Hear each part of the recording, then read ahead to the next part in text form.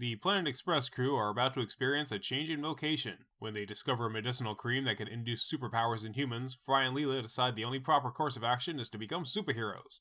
In a stroke of luck, Bender happens to have some costumes, and so the crime-fighting trio of the New Justice Team is born. Meanwhile, Leela wants to spend some time getting to properly know her parents, with whom she has only recently reunited. So she applies to City Hall for a special one-day surface pass, allowing her mutant mom and dad to pay her a visit. Shortly after, the mayor calls on the city's new heroes for a mission. He's just received a tip that the dastardly zookeeper plans to steal the priceless Quantum Gemerald from the National History Museum. The heist will go down at 9 a.m. on the same day Leela's set to spend with her parents. Thinking quickly, she tells them to meet her at the same museum 1 hour later, giving her just enough time to stop the zookeeper, change back into her civilian clothes, and spend the rest of her day with her parents. Things don't go to plan. The zookeeper arrives an hour late for his own heist, and while the New Justice Team foils the robbery, Leela's parents flee the museum in terror. When they see that Leela isn't there waiting for them, they assume she stood them up out of shame and head back down into the sewer. Leela goes to visit her parents' home so she can apologize, and they forgive her instantly. They love her too much to stay mad. Unable to take the guilt of hiding the truth from them, Leela reveals to them her secret identity. She is Clobberella of the New Justice Team. Her parents are giddy with excitement, but she makes the promise not to tell anyone, because if any villain were to find out, the two of them might be in danger. Of course, her father is unable to keep his mouth shut, and soon the secret is out. The zookeeper kidnaps Leela's parents, holding them hostage and demanding the New Justice Team bring him the Quantum Gemerald. Out of desperation, they resolve to steal the gem to save Leela's parents, but they find they've run out of the special cream that gives them their superpowers. Without their powers, the New Justice Team is forced to pretend they still have them as they enter the museum. The patrons all cower in fear as they are none the wiser to this lack of superhuman abilities. The Gemerald is retrieved, the exchange is made, and Leela's parents are safe, though the New Justice Team's reputation as heroes is ruined. But even in the face of this, Leela's parents reassure her that no matter what, they will always be proud of her. Welcome to Space Podcast 3000, where the future is in the past.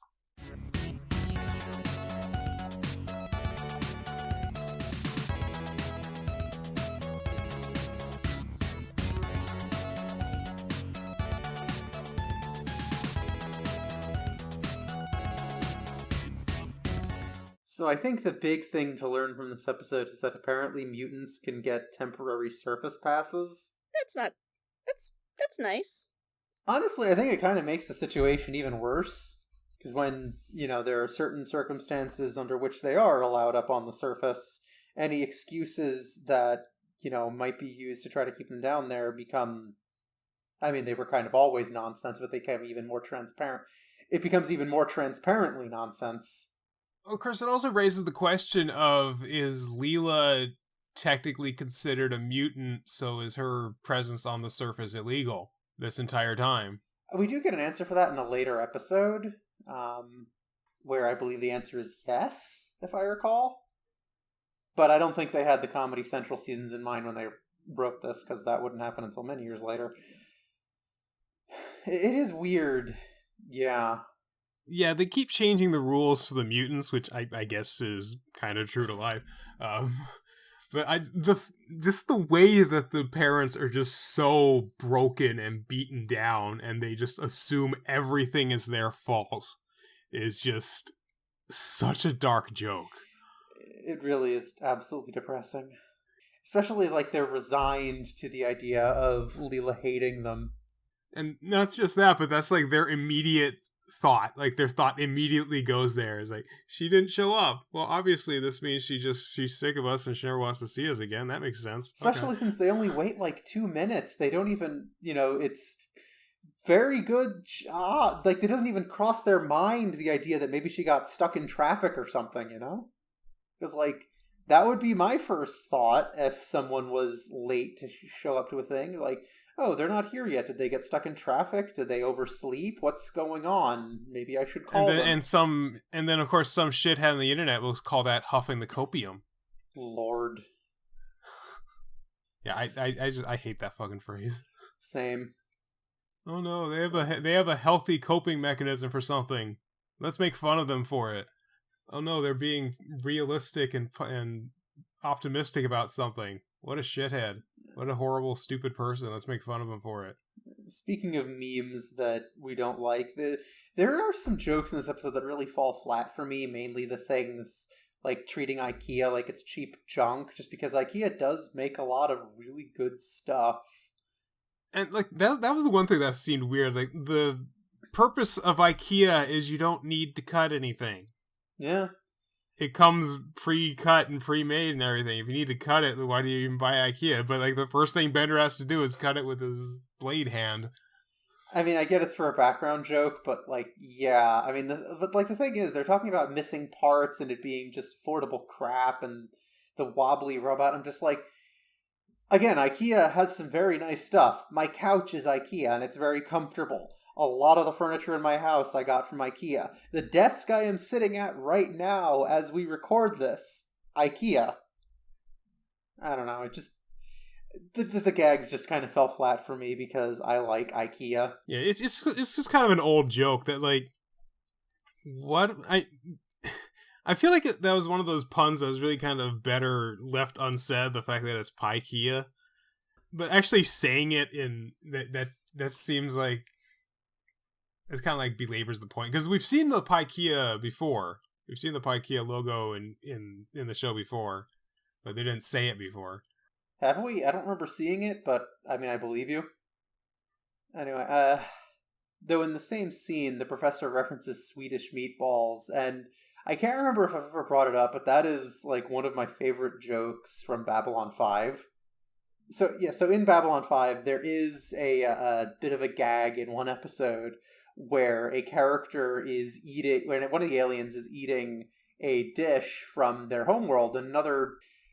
Basically, the joke is, as one of them explains, every single civilization in the universe has invented their own variation of this exact same dish. The humans call it Swedish meatballs.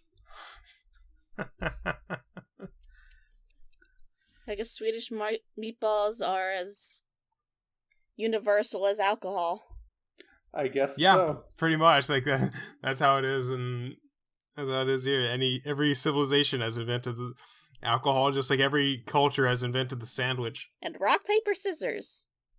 And every civilization has their own version of like donuts and cake. It's fried dough. Yes. I know I keep bringing up Babylon 5 as I do this, but that really is one of the all-time great science fiction television shows. I should watch it. My family does have the DVDs. Oh, awesome. They are hard to find these days. Maybe we could watch it together out off stream. I've already seen it, but I appreciate the thought. Just be aware there is some watch order weirdness. Alright. Anyway, back to Futurama, back to the sci-fi classic that we're supposed to be here for. From one sci-fi classic to another. Yeah, the whole episode really kind of hinges on a... Honestly, I didn't think this was a very good episode. This whole thing kind of hinges on superhero jokes, which really, this show doesn't seem like the best vehicle for such a thing. I would understand if Matt Groening wanted to make a superhero parody show. That would have worked probably. You think maybe this is sort of him testing the waters for that sort of thing, because he's done superhero jokes in The Simpsons as well, a couple times in a couple of different Treehouse of Horror episodes, and it's obviously something that he wants to make jokes about. It has a lot of jokes he can make at that sort of thing, but I don't think Futurama was kind of the best vehicle for that sort of thing. Yeah, it does seem out of place. It doesn't even feel like it needs to be set in the world of Futurama for this type of story. Like, it would not have been too difficult to adapt this same plot into like an episode of The Simpsons. Or this same plot could have been an episode of Futurama. Like Leela gets the pass for the mutants. That's very much set in the Futurama, but they have to do some other thing, not necessarily superhero work. Yeah, that too. So you end up with this rather good sort of character development between Leela and her parents that's really kind of bogged down in an episode that really did not need to be Futurama. Yeah, it's pretty disposable. And like, again, you could have easily done this in The Simpsons. I'm pretty sure there are Simpsons comics where Bart is a superhero. Yeah, probably. Or they could have done this might have been a bit long for a Tales of Interest episode, but this is absolutely the sort of thing that you would see in Tales of Interest. Yeah, although, I mean, there isn't one of those this season, unfortunately. I really wish they had done more of those, just because the anthology episodes in the later seasons are not done as well, I don't think. But yeah, like, honestly, I have complicated feelings about superhero stories in general these days. Well, the whole thing is, it really is a lazy impetus, because they presumably got this cream. They got this cream from this guy just in some shyster selling this miracle cream that happens to be a miracle cream, and they can't get more, so they never even toy with the fact that they may eventually run out, or they need to track down this guy to get more of it.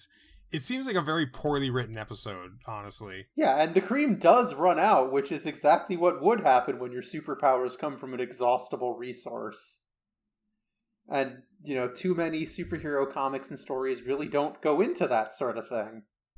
The idea that maybe someone else could get this cream and get powers, it just raises way too many questions. Yeah, but yeah, in general, I'm just kind of mixed on superhero stories these days. I have reached a point where I'm like, as you often see it put online, not gay as in X-Men, queer as in Magneto was right. As the years go by, it becomes harder to deny that, for example, Poison Ivy has been right this entire time. That's the whole thing with villains, is that you sort of understand what they were right about, but they went about executing it in the worst possible way. That's why I thought Thanos was a great villain, because you absolutely understand why someone like him would have the logic that he does, that he needs to reduce the population by half, without, of course, considering the fact that there are so many other possible ways of doing it. Also the fact that, it's completely fucking wrong, that it does not work that way. Yeah, that too. I mean, the fact that he's passionate enough about something to have a reason for what he's doing, but short-sighted enough that he doesn't understand the larger implications, or he's willing to live with them without considering the fact that there are way better ways of doing this. Yeah, I just hate people who are like, Thanos had a point in the MCU, because he fucking did not. He had a point, but that didn't make him fucking right. Yeah, he was just... Honestly, I think it would have made more sense if they just stuck to his comic book characterization of wanting to bone death. They did kind of joke that with that idea, it was like the fact that here you could do this would be like courting death. It's like, and they just kind of throw it away like that. But yeah, that's the point of having an interesting villain, is you have to be able to see their side even if you don't agree with it. Which is exactly the thing with Thanos. So yeah, if you think Thanos was right, you're a fucking idiot. Yeah, my problem is just when the villains have a better point than the heroes, which, as I said, Magneto, Poison Ivy, you do occasionally see that. And so Handsome Jack. So the writers have to go to increasingly great lengths to justify why the villains are quote-unquote wrong, so I think completely right. I have not actually played enough Borderlands to know about Handsome Jack, or what his deal is. Basically, he's trying to... He's dealing with this planet that is crawling with thieves and vault hunters that consider themselves heroes, but he understands that they are just destroying this planet, and they're taking all the resources. He's trying to unify it and bring everything together under a single masthead in order to bring order to everything. So he absolutely sees himself as the hero, which is what makes him such a great villain. I mean, I don't know if I would necessarily say that would be better motivations than what the protagonists might have, but again, I haven't played it, so no. Right. It just sounds, the way you describe it, there are some implications there. Which again, that's what they say, is like a great villain never sees himself as the villain. That's just basic writing 101, unless of course you're literally writing for children, or you're trying to do something that is very campy, very kind of cynical or comedic, that you look into that sort of thing in the idea that it is supposed to be ironic, it is supposed to be tongue-in-cheek. So there is a lot of subtext that goes on into writing this sort of stuff. But I feel like it's kind of... you have a character like the zookeeper, who he's very much kind of a Batman, 1960s Batman villain. Yes. God, I love the zookeeper. This is such a stupid villain concept that it wraps around to being hysterical. And it's a snake named Fingers. That's great. I like the piranha with metal legs. It reminds me a little bit of Junji Ito's Gyo. And I was actually curious if there might be a connection, so I looked it up. But the manga was actually first released in English months after this episode aired, so it's probably just coincidence, or maybe just me being a hopeless weeb and reading way too deep into it. Probably the latter. Although, actually, you mentioned the 60s Batman villains. The new Justice Team's theme song kind of reminds me a bit of the Adam West Batman theme. Well, they basically play the Batman theme. They play sort of that surf music, and they have where he punches a yak and it goes yak. That's obviously a Batman reference. I remember the defense that the director or producer or showrunner or somebody says, like, why did you make the show so campy? And it's like, well, I was laboring under the delusion that Batman was a comic book. I mean, there's also the fact that their budget was absolutely slashed in its later seasons. So they didn't really have any effects budget. Oh yeah, well yeah, you got to lean into making it jokey, or you have the whole comic book thing. That people criticize the original Batman, but it is supposed to be sort of a comedy, and like it or not, it is responsible for bringing Batman into the public consciousness. Yeah, I actually unironically really like the Adam West Batman. It is a fun time. I haven't seen it in a long time, but because I understand it's been virtually impossible to find on DVD for so long due to just legal issues. Well, I know a friend of mine has the whole series, and I mean, there are other ways to watch these things. Okay, yes, of course. But no, it is a very enjoyable series, and I think people are will probably be more open to it now that, camp is more acceptable than, say, 10, 20 years ago. Yeah, that's the whole thing, because we really have kind of gone full circle, where superhero stuff really has gotten so brooding and grimdark, and, like, we can appreciate that. Please give us something new now. Now is the time when you want to see a colorful guy in white spandex beating the crap out of the evil corporate bigwig that's trying to poison the earth. Have you seen Shazam? No. Really fun movie, and it is just very colorful and playful and clearly having a blast. Like that's actually what I really enjoy about the variety of DC's movie offerings these days, where they are doing. The last DC movie I saw was Wonder Woman. Wonder Woman wasn't quite there. It was still better than a lot of the stuff that came before, though. The Wonder Woman was very good. Yeah, but I mean, I like James Gunn. I think he is a great filmmaker, and he did fantastic with the Suicide Squad, and Peacemaker is a brilliant character study. And I'm looking forward to seeing what else he does with this DC universe. I've kind of gotten sick of Marvel stuff all being just the same over and over and over. Like, my roommate thinks I'm insane for saying that, but, like, it just kind of all feels very samey, I admit I have not seen any of the Marvel stuff since Endgame. And from what I hear people complaining about stuff, I think that may have been the best way to tap out, because that was just landing right on the peak of everything. Yeah, I mean, there's still good stuff coming out of it. It's just... I am experiencing some severe fatigue, because when you have everything trying to be in this unified aesthetic and feel, it really does limit your creativity, and I don't know. I'm not about that anymore. I do just like the more variety of DC's offerings. So I'm looking forward to what James Gunn does, but having him be in charge of the entire thing, I don't know how to feel about that. Anyway, back on the topic of Barbarolla's symbol is a fist holding a rolling pin. Yeah, I really like that joke. It's great. She looks like Stripperella, really. Actually, on that subject, if she wore her regular outfit under her hero costume under her regular outfit, yeah, I'm sure. I absolutely get that it joke. Doesn't. That's the she joke. has exposed legs. What's going on? Yeah, because her normal clothes have long pants, and the costume has booty shorts. Actually, how is her secret identity even secret? How many purple-haired cyclopses could there be living in New York? Well, at least 2. I mean, it's like, with something like people asking, how can Clark Kent, how can people not know Clark Kent as Superman? Well, you wouldn't consider that Clark Kent might be Superman, It's just...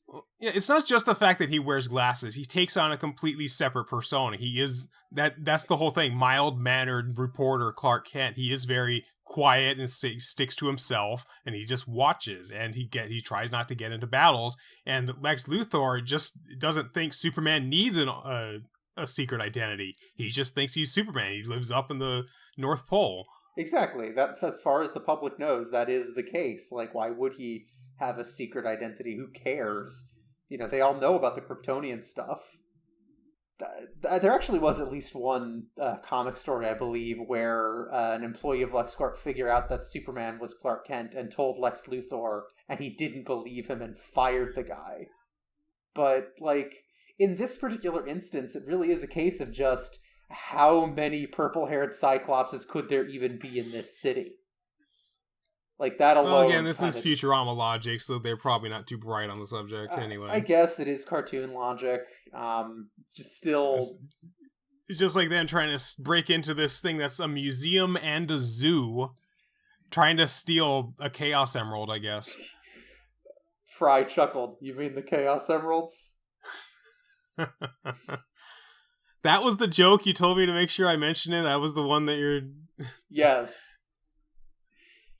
I do like the background gag of the museum, though, where the no admittance without $5 suggested donation. Yes! $5 suggested donation, but you need to pay it in order to get it. Oh yeah, I forgot to bring this up earlier when the sound effects came up, but I translated the binary in the sound effect balloon when Bender gets punched. It can only be one letter, right? Yeah, it's just the letter J. Like, I was hoping that there would be some Easter egg hidden there, but no, it's just one letter. I'm just trying to think what other letter would be funny. F? I mean, nowadays. True, yeah. This was long before the, that meme. Well, otherwise, it would just be the F word. Or K for king. J, king, yeah, or... B, Bender. P for punch. Yeah, P for pow. X, because it's like a kaboom. Yeah. Alright. We're putting way too much thought into this. I think we're putting more thought into this than the animators did. Although, there's only really one other joke that really stood out to me in this episode, and that's Bender's excuse for leaving the mayor's office, which is just, I'm late for my LSATs. Because that is very ironic for Bender, bringing up wanting to take the law school admission test. Because I always assumed Bender was on the other side of the law. Yeah, he's more on the supply side of crime. You must know the law to break the law. True, yeah. He's going to be a criminal lawyer. A regular Professor Moriarty, I guess. But man, this episode's ending is kind of a downer, huh? Oh, yeah. Yeah, the Zookeeper gets away with the Chaos Emerald, the new Justice team have their reputation ruined, and Bender is urging Fry to steal more shit. I mean, that's just Bender. And the only bright spot in any of this is Leela repairing her relationship with her parents, which was fine before this episode started anyway. Yeah, so this is really kind of a pointless episode. It's just a pointless episode that's kind of depressing, honestly. Probably going to go pretty low on my list. Yeah, I mean, I don't hate it. It's just, there's not a whole lot to like here. There's definitely much better episodes. Yeah, there's a lot of much better episodes. I guess the next one will be one of those, so I guess any final thoughts? It fails in concept and execution. Yeah. I mean, I will say that a superhero episode of Futurama definitely had potential, even if it was unnecessary. This ain't it. Yeah, they needed to go bigger for this sort of a thing. This could have even... If you want to do a superhero narrative, you really need to go big with it. And you need to have... But with something like this, where they already have superpowers, even the fact that Bender joins them really kind of undermines the normalcy of this sort of things. Like he's already super strong. He already has robot arms, and he can open his chest door. Like he's a superhero all the time. He just didn't have any motivation to do it. He didn't want to be left out, which is very much a Bender thing to do. But yeah, I agree. This episode really did not have that much of a reason to exist. Yeah, it feels like they just had the hypothetical, what if we did superheroes, and then they didn't put all that much thought into it. which, I mean, given how many episodes of this show there are, fair enough if some got more attention than others, but it's still disappointing, you know? I suppose now it's time to find a way to serve the community with violence.